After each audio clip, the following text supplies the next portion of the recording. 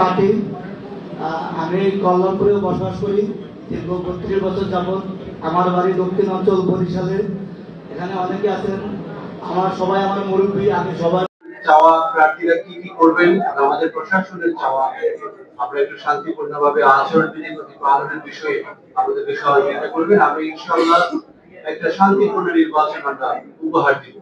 এই পর্যায়ে সর্বশেষ বক্তব্য নিয়ে আসার জন্য আমরা অনুরোধ করছি আমার বাংলাদেশ পার্টির মোহাম্মদ মনিরুজ্জামান, প্লিজ আপনাকে অনুরোধ করছি, আসেন প্লিজ।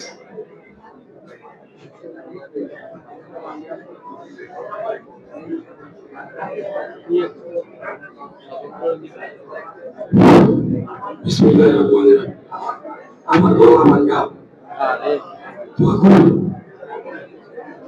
আমার দিদা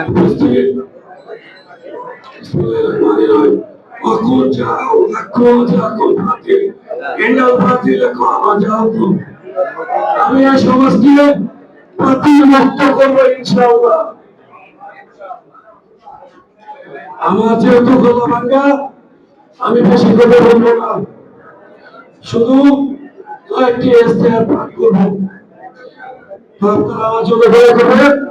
আমি যেন ভালো থাকি। 11টি ইস্তেহারের মধ্যে আমি 1 নম্বর ইস্তেহার আপনাদের সামনে পাঠ করছি।